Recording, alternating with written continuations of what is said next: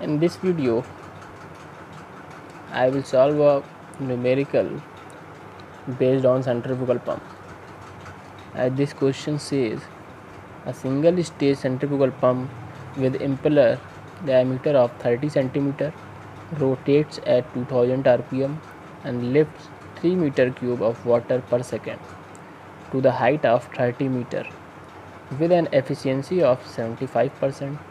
Find the number of stages, diameter of each impeller of similar multi-stage pump to lift 5 meter cube per second to the height at 200 meter, and this rotates at 1500 rpm. Okay. In this question क्या दिया हुआ है देखते हैं.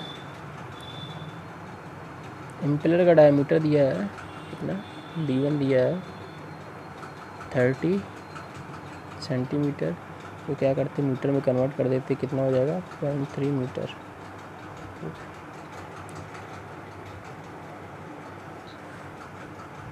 0.3 metre rotates eight कितना है 2000 rpm.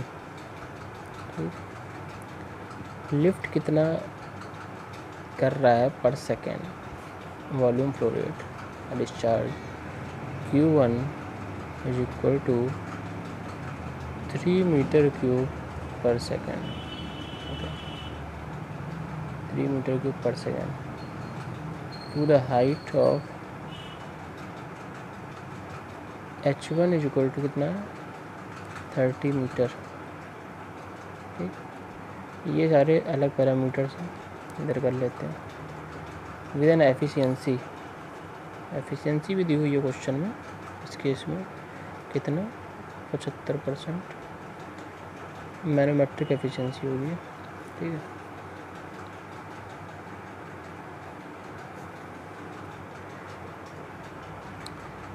Find the number of stages and the diameter of each impeller. Number of stages calculate करना है, इसका मतलब number of centrifugal pumps calculate करना है, और डायमीटर ऑफ ईच इम्पेलर मतलब D1 की वैल्यू निकालनी है. डायमीटर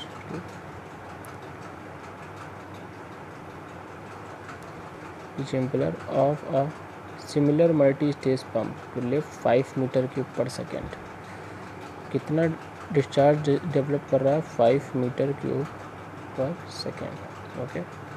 कितनी हाइट पे 200 हाइट पे 200 हाइट पे. और रोटेट कितने पे कर रहा है 1500 rpm and 2 is equal to 1500 rpm. Okay. यहाँ से अगर हम देखें तो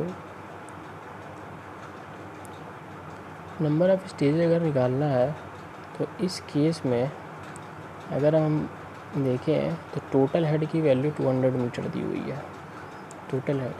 लेकिन हमको ये नहीं पता है कि एक सेंट्रीफ्यूगल पंप कितना हेड दे रहा है. तो अगर हम यहाँ से किसी तरीके से एक सेंट्रीफ्यूगल हेड कितना दे रहा है अगर ये पता चल जाए तो क्या भी निकाल सकते हैं number of pump small n. तो small n is the number of centrifugal pump. D1 diameter of each impellers. यहाँ से हम कोशिश करते हैं कि हम क्या निकाल लें, HM निकाल लें. ये फार्मूला हमको पता है.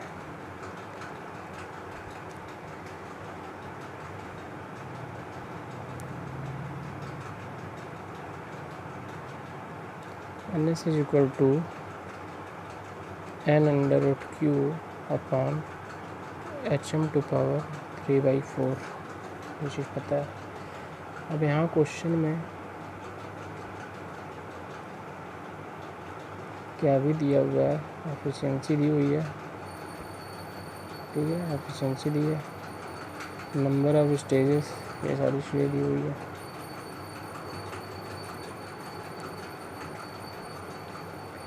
HM की वैल्यू निकालनी है.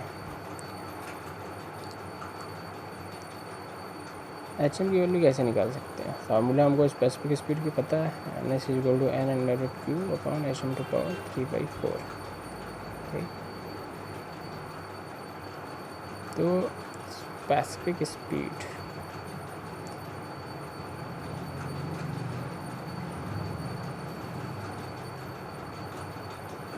इस केस में हम क्या करेंगे, एच एम की वैल्यू निकालते हैं सबसे पहले।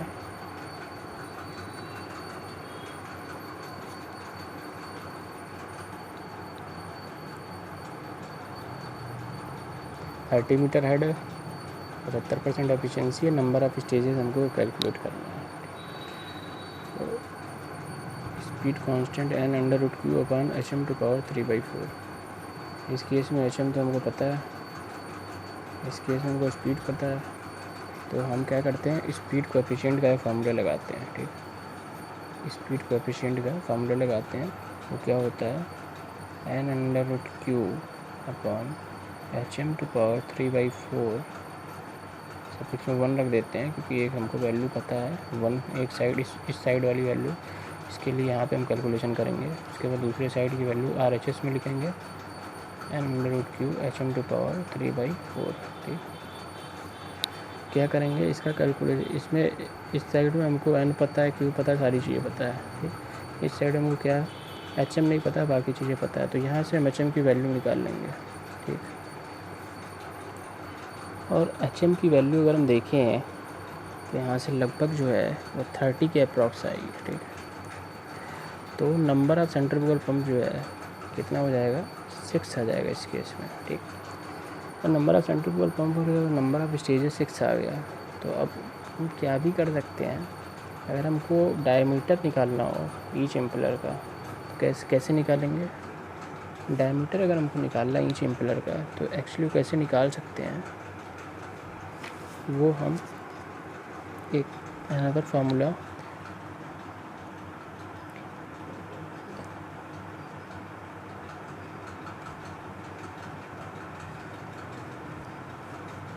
वन साइड, इस साइड में जितनी वैल्यूज दी है उनको कहाँ रखेंगे, इधर रखेंगे। ठीक है, फिर दूसरे साइड वाली वैल्यूज ली टू नहीं रखते, यहाँ पे सीधे सफिक्स में लिख देते। ठीक है, तो यहाँ से हम क्या करेंगे, डायमीटर ऑफ इम्पेलर हमको मिल जाएगा। ठीक है, डायमीटर ऑफ इम्पेलर यहाँ पे कैलकुलेट हो जाएगा इस रिलेशन से, इस वाले रिलेशन से। अब नेक्स्ट क्वेश्चन देखते हैं, कह रहा है find the number of pumps required to take water from a deep well under a total head. और टोटल हेड कितना है, 39 metre, 39 metre total head. All the pumps are identical and running at 300 RPM।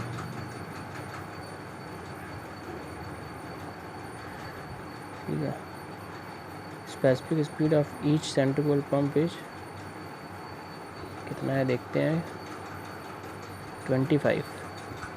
NS की value 25 RPM, while the rated capacity 0.16 metre cube per second, क्योंकि value कितनी है, 0.16 metre cube per second. ठीक, ये सारी values हमारे पास है। अब यहाँ पे क्या करते हैं, यहाँ पे अगर हम देखें तो NS is equal to N under root Q upon H M to power 3/4, ये फार्मूला हमको स्पेसिफिक स्पीड का हमारे पास है। ठीक, यहाँ पे NS की वैल्यू यहाँ से रखते हैं 25 RPM, N की वैल्यू 300 RPM ऑलरेडी है।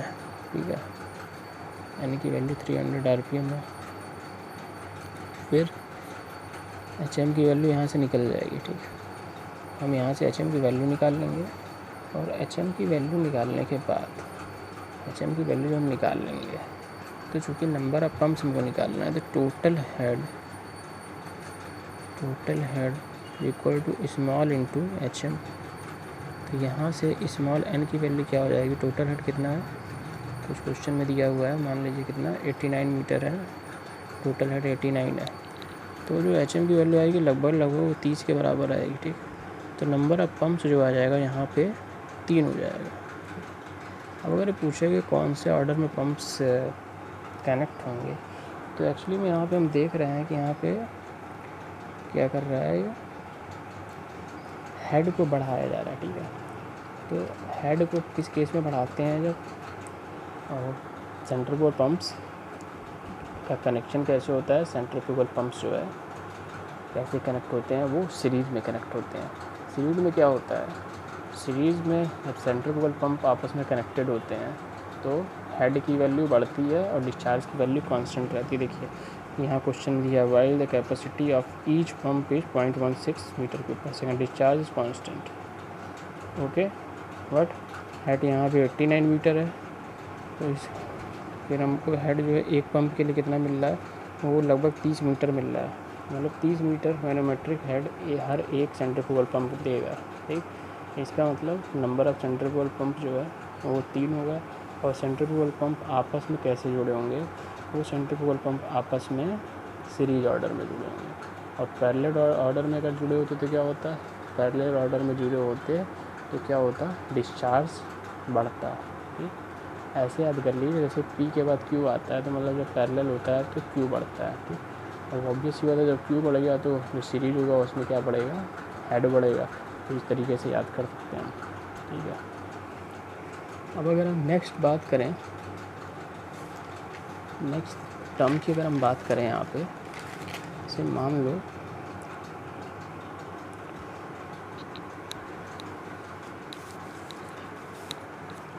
ये तो क्वेश्चन सेंट्रीफ्यूगल पंप का हो गया। ठीक, अगर हम मान लो एक टॉपिक की हम बात करते हैं यहाँ पे, कैविटेशन। कैविटेशन थोड़ा सा बताएंगे, कैविटेशन का इंट्रोडक्शन देंगे, फिर जो नेक्स्ट वीडियो का जो कंटिन्यूएशन करेंगे उसमें ब्रीफ में बताएंगे ये कैविटेशन होता है क्या है। एक्चुअली क्या होता है, in the case of centrifugal pump, in the case of centrifugal pump, in the case of centrifugal pump हमको एक चीज़ पता है कि ड्राफ्ट ट्यूब जहाँ पे जुड़ा होता है, ड्राफ्ट ट्यूब जहाँ पे जुड़ा होता है वहाँ पे सबसे कम क्या होता है, प्रेशर हेड होता है। ठीक है, और हम रेसिप्रोकेटिंग पंप में जब बता रहे थे कैविटेशन, और जब भी हम कैविटेशन बताए हैं तो उसमें कैविटेशन का हम यही बताया है कि कैविटेशन वहाँ पे होता है जहाँ पे प्रेशर की वैल्यू बहुत कम होती है। प्रेशर की वैल्यू क्या होती है, बहुत कम होती है, या कह सकते हैं मिनिमम प्रेशर। ठीक है, मिनिमम प्रेशर। ठीक, अब क्या होता है, fluid inside the centrifugal pump flow करता है, तो यहाँ से वाटर सक होगा। ठीक है, इस पोर्शन पे वाटर सक होगा और यहाँ से फिर क्या होगा, ये प्लेट्स को जाएगा और यहाँ से वाटर क्या होगा, लिफ्ट होगा ऊपर के डायरेक्शन में। ठीक है, वेंस के कांटेक्ट में आएगा, यहाँ पे वेंस के कांटेक्ट में आएगा, फिर ये ऊपर क्या लिफ्ट होगा। तो क्लोज वर्टेक्स प्रिंसिपल के अकॉर्डिंग सेंट्रीफ्यूगल पंप वर्क करता है। तो जहाँ पे फ्लूइड पार्टिकल्स का प्रेशर वेपर प्रेशर से कम होता है, वेपर प्रेशर से कम होता है, वहाँ पे क्या होता है, बबल फॉर्मेशन स्टार्ट हो जाता है। जब कम प्रेशर से फ्लूइड ज़्यादा प्रेशर में जाता है, ज़्यादा प्रेशर एक्सर्ट करता है, तो क्या होता है, बबल फॉर्मेशन स्टार्ट हो जाता है। और वो जो मटेरियल्स होते हैं, केसिंग के मटेरियल्स और मटेरियल्स, उसको एक हैजार्डस इफेक्ट देता है, जिससे कि मटेरियल लॉस होता है। ठीक है, तो एक्चुअली अगर क्वेश्चन आए कि कैविटेशन सेंट्रीफ्यूगल पंप के केस में कहाँ पर सबसे ज़्यादा होता है, बेसिकली सेंट्रीफ्यूगल पंप के केस में, सेंट्रीफ्यूगल पंप के केस में सबसे ज़्यादा अगर हम देखें हैं, सबसे ज़्यादा कैविटेशन के चांसेस कहाँ पर होते हैं, तो सबसे ज़्यादा सेंट्रीफ्यूगल जो होता है वो inlet of a draft tube या outlet of the centrifugal pump होता है। ठीक है, इसके लिए हम कैविटेशन फैक्टर भी पढ़ते हैं, जिसको सिग्मा से रिप्रेजेंट करते हैं।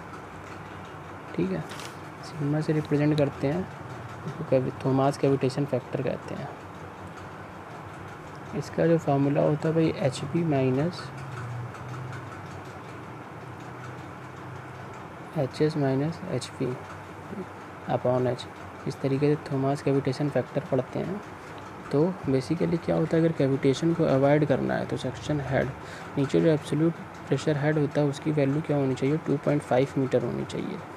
2.5 मीटर से अगर एब्सोल्यूट प्रेशर हेड की सेक्शन पाइप में वैल्यू कम होगी तो क्या होगा, कैविटेशन स्टार्ट हो जाएगा।